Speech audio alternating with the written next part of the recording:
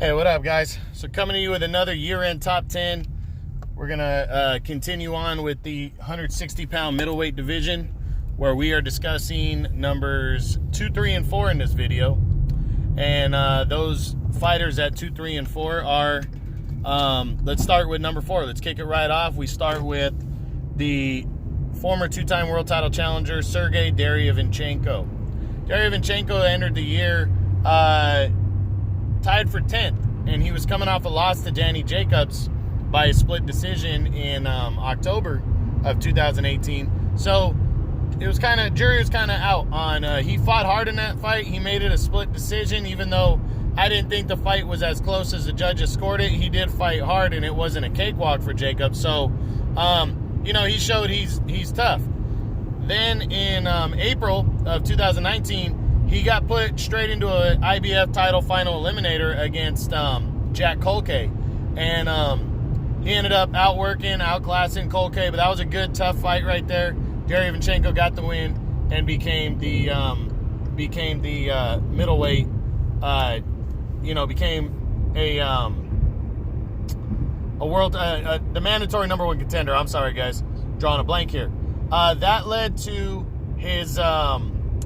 to a mandatory title shot it was supposed to be Canelo Alvarez, but Alvarez didn't understand something, and after he captured the title in May, and he didn't sign an exception or file for an exception with the IBF, and the IBF stripped him of the title, and so that meant Derevyanchenko was going to compete for the vacant belt, and his opponent was going to be Triple G Gennady Golovkin in October.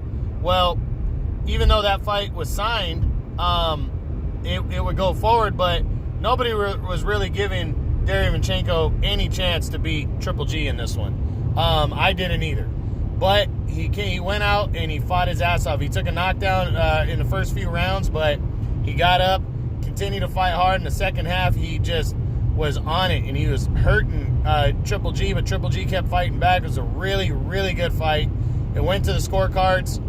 And in what I thought was probably the fight of the year, he ended up losing a very close 12-round unanimous decision to Triple G. A controversial decision in some people's eyes. Some people thought Triple G lost that fight. I think it could have went either way. It was very close. But Derevyanchenko, comes up short in his second attempt at a world title. But he really proved that he belongs in the top 5, fighting his ass off against Danny Jacobs and then almost beating. And again, some people thinking he should have got the win against Triple G Gennady Golovkin. So this guy really put himself on the map. He announced later on in the year that he's going to be taking a little bit of time off to recover from a bad cut that he suffered in the Triple G fight, but that he's going to be coming back hopefully towards the middle of the second half of the year. And he fights for the PBC, so Derevyanchenko's got some options. I think it's possible he could get Jamal Charlo in the ring, because Charlo's trying to prove that he wants in with Triple G or Canelo.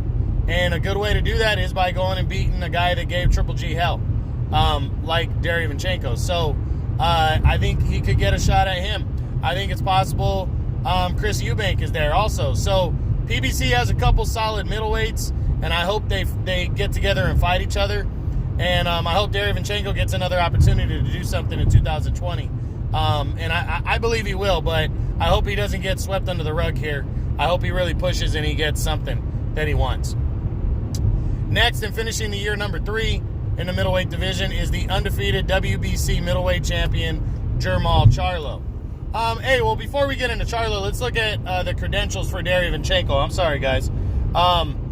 He is 34 years old now, so he's a veteran. He's been around. But he hasn't fought too much as a pro. That's what keeps him looking young. He's 13-2 with 10 knockouts, and he's the WBC's number 2 contender. That means he could possibly get in line for Jamal Charlo for the WBC title. So stay in the loop on that one. He could end up getting a title shot later on this year for sure. We'll see. Okay, now we look at Jamal Charlo, the undefeated WBC middleweight champ. Charlo entered the year the interim champion. He was waiting around for a mandatory title shot that the WBC kept putting off. Finally, Canelo was named the new franchise champion, where he was a WBC champ coming into the year. He was named a franchise champion, which, whatever the fuck that means, I guess he can fight for the title whenever he wants, kind of like the champion emeritus does. But that left Charlo to be upgraded to full champion. So in June, he would make the first defense of his title against little-known Brandon Adams, and he dominated the unknown Adams. But, he apparently hurt his hand in the fight, but he dominated him over 12 rounds to a one-sided 12-round unanimous decision. Adams was competitive, but Charlo was a clear-cut winner. And then in December, after still not being able to land that big fight, he decided to defend his title against Dennis Hogan. Now, Hogan had given Jaime Munguia hell at 154, almost took the WBO title from him in what would have been a huge upset. So Charlo gave him an opportunity 6 pounds higher at another world title. And Hogan, I thought he was going to give Charlo trouble a little bit. But Charlo passed the test against Hogan easily. He dominated Hogan, just was landing good, hard shots against him and hurt him, put him down. And then in the 7th round, finished him off. Big 7th round TKO as he goes 2-0 on the year with 2 knockouts. Now, Charlo's 29, so he's in the prime of his career. He moves up 4 spots from number 7 from last year. He has proven himself to be a top 5, top 3 middleweight now. So he's really right there in the mix. He's undefeated. He's 30-0 with 22 knockouts. He's entertaining and fun to watch. He needs to get an opportunity, and he needs to give himself an opportunity. If he can't get Canelo or Triple G, which doesn't look likely, he needs to face one of the PBC guys at middleweight. So that means Chris Eubank, Sergey Derevyanchenko, or a rematch with Matt Korobov. He already beat Korobov. I don't think that would make sense to fight Korobov. I think he needs to fight one of those two, Derevyanchenko, or he needs to fight Chris Eubank. Now, if he really wants to get greedy, go after Demetrius Andrade in a unification bout. I heard Eddie Hearn offered him a lot of money to take a fight with Andrade, but we'll see. But yeah, this needs to be his bust-out year, because Canelo could be moving up to 168, and so could Triple G. This could be his year to take over 160. But he needs to get the fights. He needs to fight the opponents. I think him and Derevyanchenko would be big. If Derevyanchenko's not ready in the first half of the year, go after Chris Eubank. I think that would be a big fight too, a big middleweight fight. And we just got to wait and see. But he's got great power, his skills there. We'll see if he can put them all together and really prove that he belongs at the very top of this division. And finally, finishing the year number 2 is the IBF middleweight champion of the world, Triple G, Gennady Golovkin. Triple G entered the year coming off of 2018, where he had lost the rematch to Canelo, suffering the first and what is still the only loss of his professional career. So in 2019, he was trying to get a third fight with Canelo, and it just didn't happen. So in June, prior to June, he signed a big contract with DAZN to try to set up that third fight at some point with Canelo. And he signed a 6-fight deal worth over $100 million. So a big card. Our big fight were on the way for Triple G signing that big contract.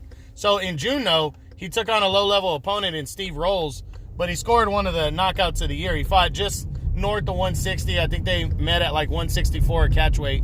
He dominated Rolls. 4th-round knockout, a brutal 4th-round knockout, as he, got back to his winning ways after the 9-month layoff. Then in October, he signed on to challenge for the vacant IBF title. Canelo had been stripped of the IBF title. Sergey Derevyanchenko was the number 1 contender. Triple G was number 3. There was no number 2 at the time. So Triple G and Derevyanchenko would fight for the vacant belt. On paper, it looked like it was just serving up a world title to Triple G becoming a 2-time champ. But it did not end up being that way. Derevyanchenko gave Triple G fits the entire fight. Triple G fought hard, and should have got, he hurt him early, but just couldn't maintain that. He really looked his age in that fight. Whether he didn't train hard enough or he was overlooking Derevyanchenko, I think that had something to do with it as well.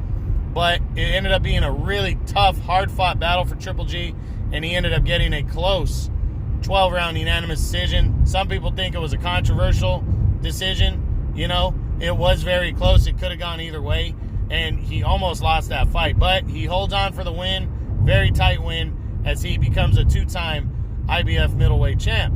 So right now, heading into 2020 now, Triple G, his stats are, he's 37. So in his last fight, some people think he looked his age. Maybe he did. Maybe he was overlooking Derevyanchenko. 37 though.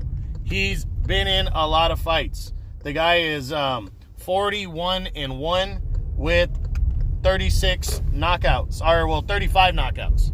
So the guy is still one of the very best though. And, this needs to be the year where he reestablishes himself at middleweight. He's making a mandatory defense of his title most likely in his next fight against some unknown guy from Poland. Undefeated but unknown guy with very little power, only 5 knockouts. So Triple G should walk through that guy, and he's hoping that sets up a fight,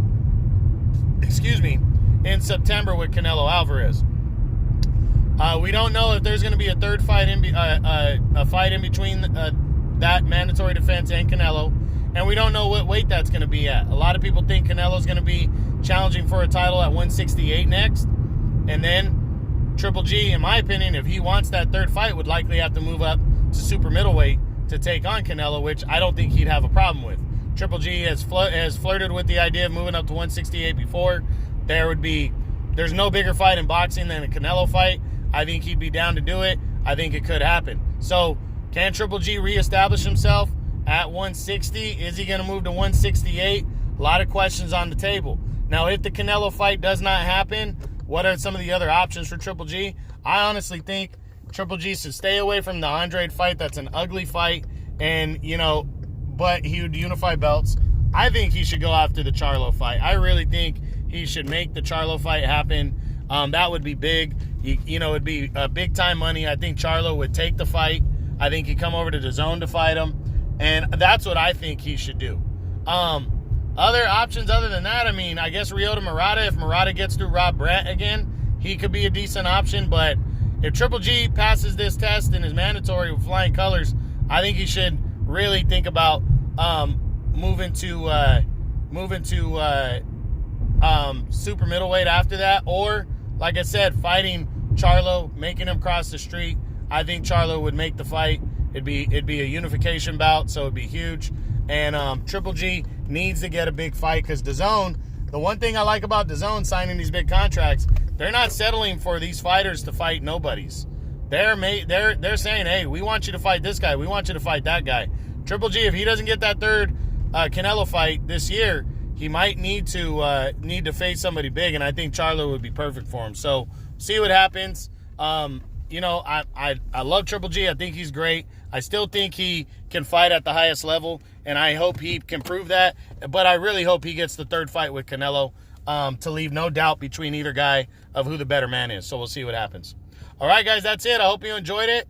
That's the 2019 year-end top 10s, the 160-pound middleweight division, True Boxing. Oh, Triple G was number 2, Jamal Charlo number 3, and Sergey Derevyanchenko number 4. Hope you enjoyed it. True Boxing, you've been here with the truth.